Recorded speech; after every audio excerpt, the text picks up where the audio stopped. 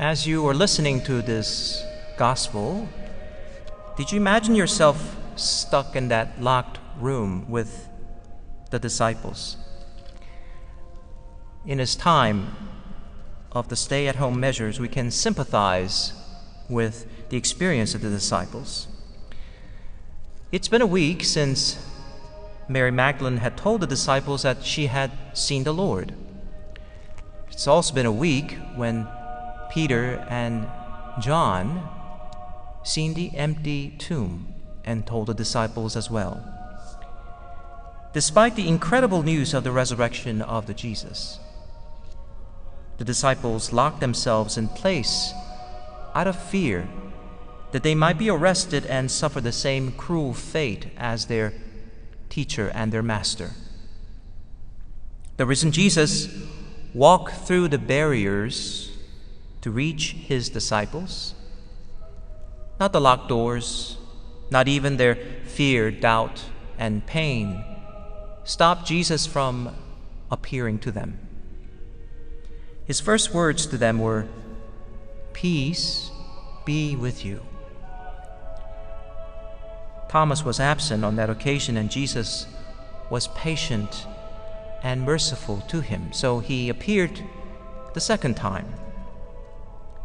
Jesus offered to Thomas the proof that he sought. "Touch my wounds and believe."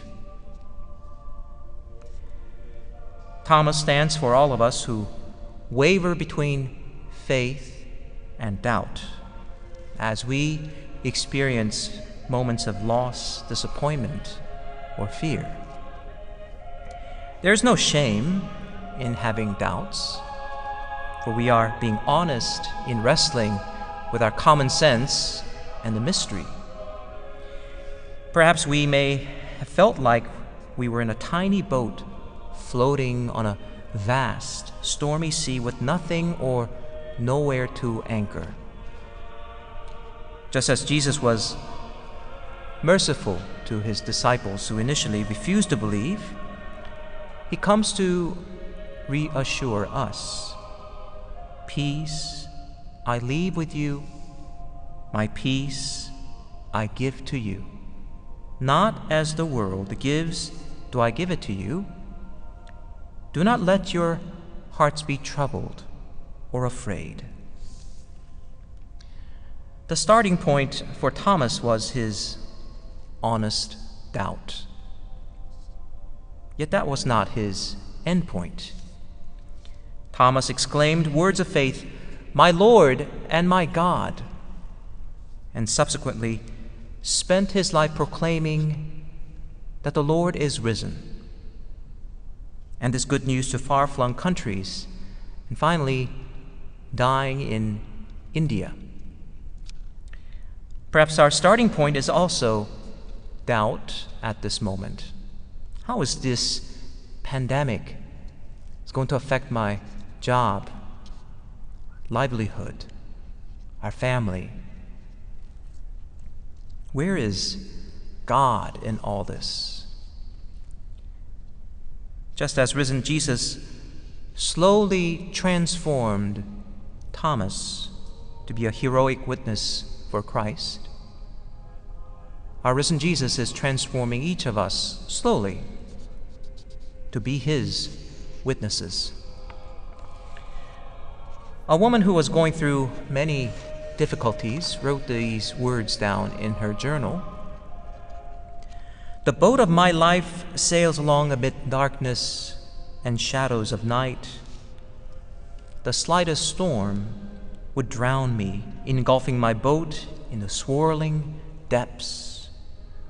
Amid the roaring waves I sail peacefully, trustingly, and gaze like a child into the distance without fear. Because you, O Jesus, are my light. You are my helmsman, O God." How did this woman learn to keep the peace of God in her soul? When she was a child, St. Faustina came to know, to love, and to trust the risen Jesus, who promised to her that he would guide and protect her. Jesus once told her, "My child, life on earth is a struggle, a great struggle for my kingdom. But fear not, because you are not alone. I'm always supporting you. So lean on me as you struggle, fearing nothing."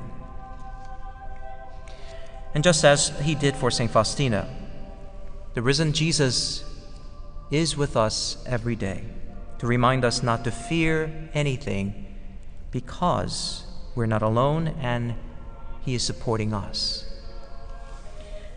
We're to lean on him and to trust him when we struggle. And how timely is this message for each of us as we stay at home to help prevent the spread of the virus. Jesus does not ask from us the impossible in response to his great gifts of love and mercy. He asks us, through St. Faustina, to repeat this very simple prayer: Jesus, I trust in you. What he's asking of us is to entrust our lives to God the Father, who always desires nothing other than our own happiness. The Father has made available for us the ocean of graces, and our means of drawing these graces is through our trust. As Jesus told St. Faustina, "The graces of my mercy are drawn by means of one vessel only, and that is trust." The more a soul trusts, the more it will receive. The immense gifts of God's mercy is not for us just to keep it to ourselves, just as Jesus commissioned his disciples to bring the good news of forgiveness to the ends of the earth. So now Jesus calls us to do the same. We are to be apostles of God's divine mercy. Let us ponder, how can we can show mercy to our loved ones and our co-workers? Let us do small deeds of mercy to someone in our home, or someone who is quarantined, not expecting anything in return, done out of love for our merciful God.